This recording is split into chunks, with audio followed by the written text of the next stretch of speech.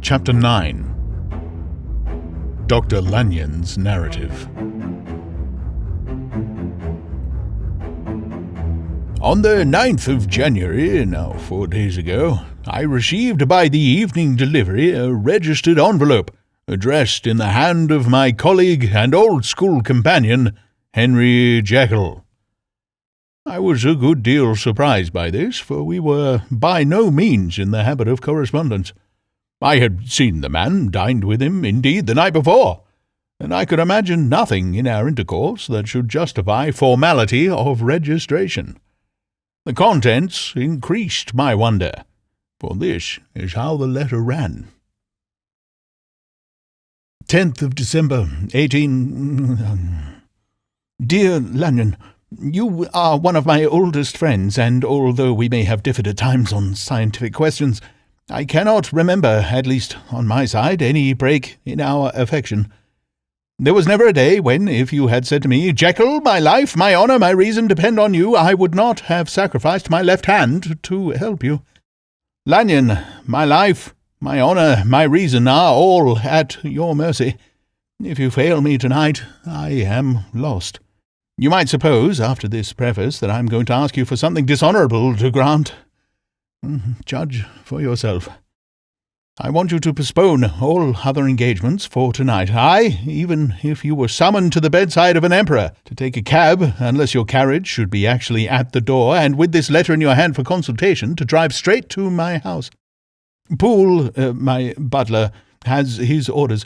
You will find him waiting your arrival with a locksmith. The door on my cabinet is then to be forced, and you are to go in alone to open the glazed press, letter E on the left hand, breaking the lock if it be shut, and to draw out, with all its contents as they stand, the fourth drawer from the top, or, which is the same thing, the third from the bottom. In my extreme distress of mind, I have a morbid fear of misdirecting you, but even if I am in error, you may know the right drawer by its contents. Some powders, a file, and a paper book.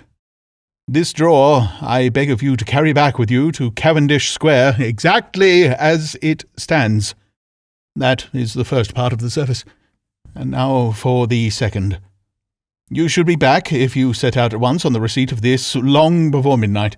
But I will leave you that amount of margin, not only in the fear of one of those obstacles that can neither be prevented nor foreseen, but because an hour when your servants are in bed is to be preferred for what will then remain to do. At midnight, then, I have to ask you to be alone in your consulting room, to admit with your own hand into the house a man who will present himself in my name, and to place in his hands the drawer that you will have brought with you from my cabinet. Then you will have played your part, and earned my gratitude completely. 5 minutes afterwards, if you insist upon an explanation, you will have understood that these arrangements are of capital importance, and that by the neglect of one of them, fantastic as they must appear, you might have charged your conscience with my death or the shipwreck of my reason. Confident as I am that you will not trifle with this appeal, my heart sinks and my hand trembles at the bare thought of such a possibility. Think of me at this hour, in a strange place, labouring under a blackness of distress that no fancy can exaggerate, and yet well aware that if you will but punctually serve me, my troubles will roll away like a story that is told. Serve me, my dear Lanyon, and save your friend, H.J. P.S. I had already sealed this up when a fresh terror struck upon my soul. It is possible that the post office may fail me, and this letter not come into your hands until tomorrow morning.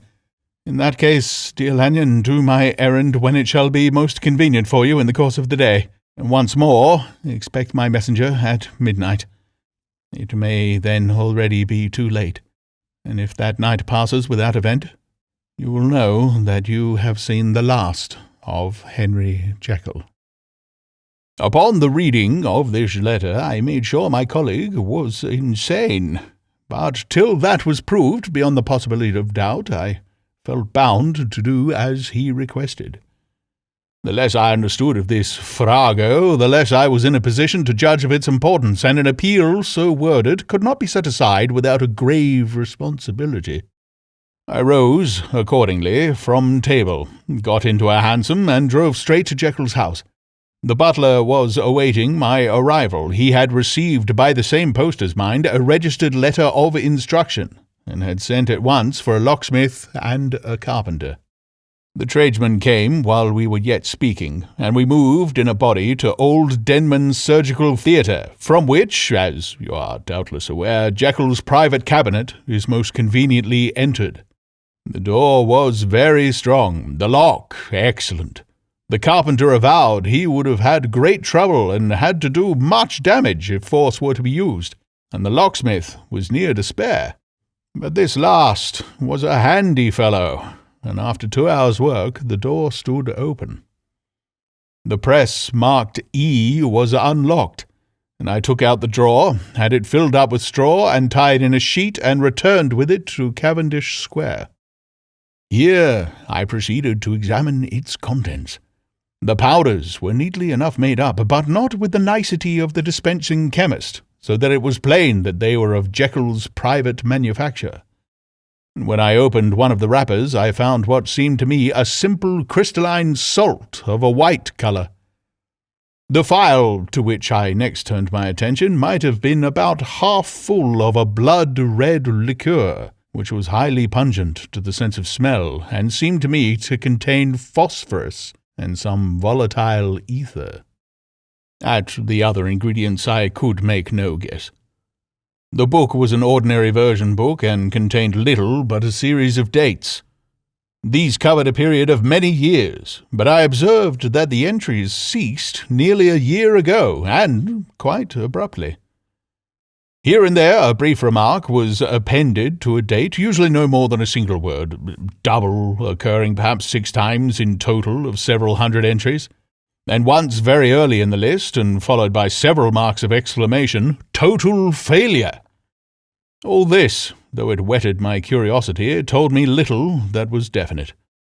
Here were a phial of some salt, and the record of a series of experiments that had led, like too many of Jekyll's investigations, to no end of practical usefulness.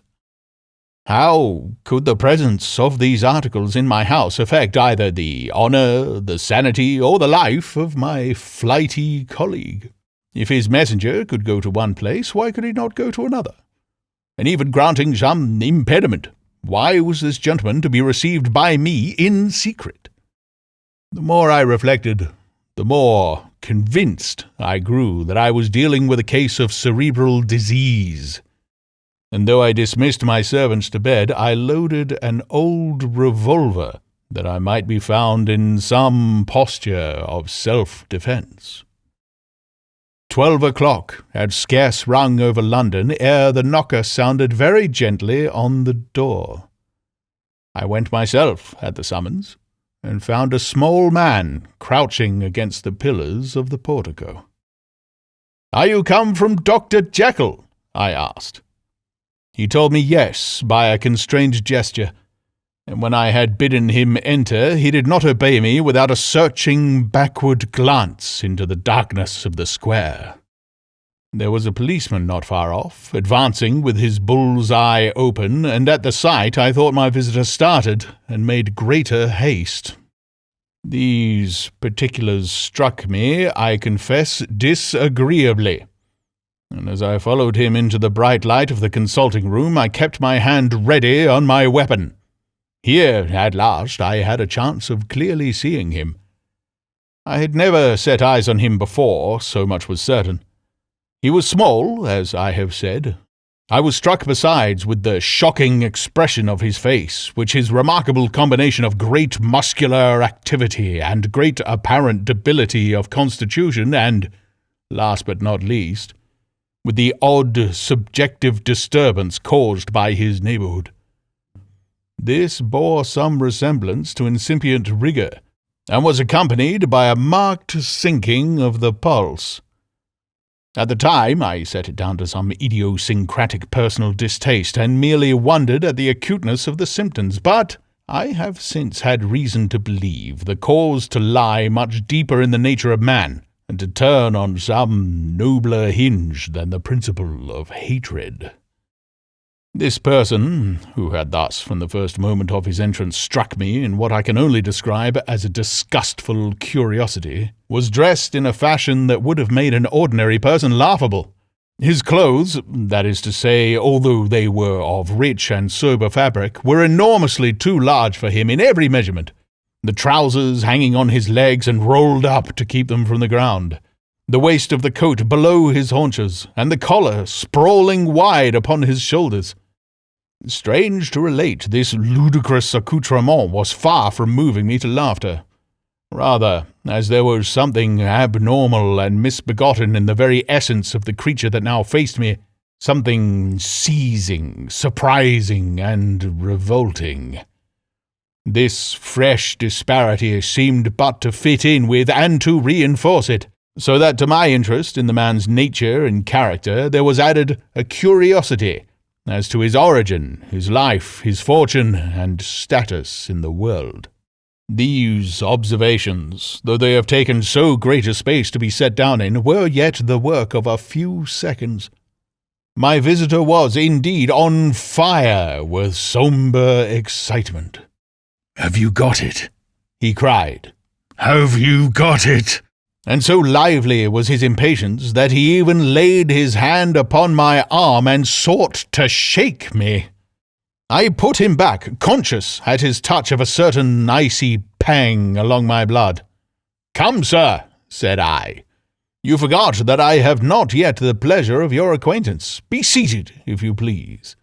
And I showed him an example, and sat down myself in my customary seat, and with as fair an imitation of my ordinary manner to a patient as the lateness of the hour, the nature of my preoccupations, and the horror I had of my visitor would suffer me to muster. "I beg your pardon, Dr. Lanyon," he replied civilly enough. "What you say is very well founded, and my impatience has shown its heels to my politeness. I come here at the insistence of your colleague, Dr. Henry Jekyll, on a piece of business of some moment, and I understood." He paused and put his hand to his throat, and I could see, in spite of his collected manner, that he was wrestling against the approaches of the hysteria. "I understood a draw." But here I took pity on my visitor's suspense, and some, perhaps, on my own growing curiosity. "There it is, sir," said I, pointing to the drawer, where it lay on the floor behind a table, and still covered with the sheet. He sprang to it, and then paused, and laid his hand upon his heart. I could hear his teeth grate with the convulsive action of his jaws, and his face was so ghastly to see that I grew alarmed both for his life and reason. "Compose yourself," said I. He turned a dreadful smile to me, and, as if with the decision of despair, plucked away the sheet. At sight of the contents he uttered one loud sob of such immense relief that I sat petrified. And the next moment, in a voice that was already fairly well under control, "Have you a graduated glass?" he asked. I rose from my place with something of an effort and gave him what he asked. He thanked me with a smiling nod, measured out a few minims of the red tincture, and added one of the powders.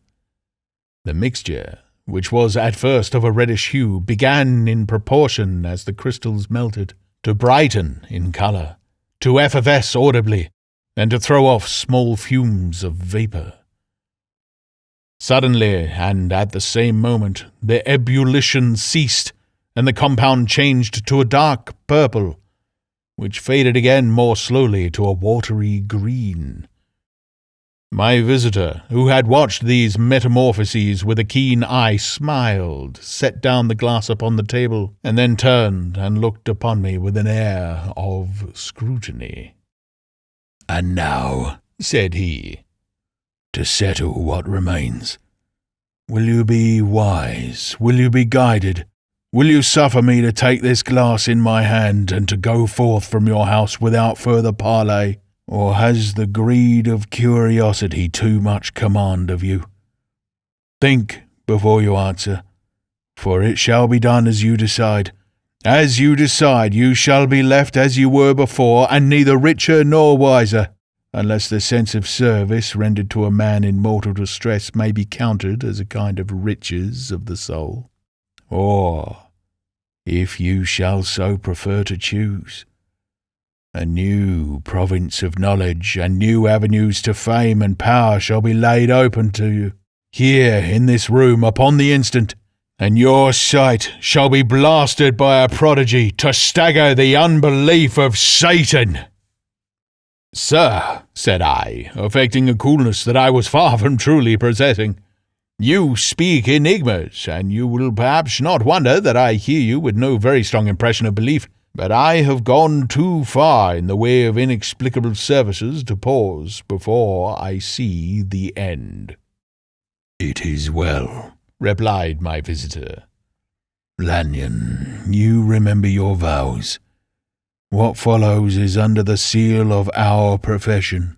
And now, you who have so long been bound to the most narrow and material views, you who have denied the virtue of transcendental medicine, you who have derided your superiors, behold!" He put the glass to his lips and drank at one gulp. A cry followed. He reeled, staggered, clutched at the table, and held on, staring with injected eyes, gasping with an open mouth, and as I looked, there came, I thought, a change. He seemed to swell. His face became suddenly black, and the features seemed to melt and alter. And the next moment I had sprung to my feet and leaped back against the wall, my arms raised to shield me from that prodigy, my mind submerged in terror. "No God!" I screamed. "No God!" again and again, for there before my eyes, pale and shaken, and half fainting and groping before him with his hands, like a man restored from death, there stood Henry Jekyll. What he told me in the next hour I cannot bring my mind to set on paper. I saw what I saw, I heard what I heard, and my soul sickened at it. And yet now, when that sight has faded from my eyes, I ask myself if I believe it, and I cannot answer. My life is shaken to its roots. Sleep has left me. The deadliest terror sits by me at all hours of the day and night, and I feel that my days are numbered, and that I must die, and yet I shall die incredulous. As for the moral turpitude that man unveiled to me, even with tears of penitence, I cannot, even in memory, dwell on it without a start of horror. I will say but one thing, Utterson, and that, if you can bring your mind to credit it, will be more than enough. The creature who crept into my house that night was, on Jekyll's own confession, known by the name of Hyde, and hunted for in every corner of the land as the murderer of Carew. Hasty Lanyon.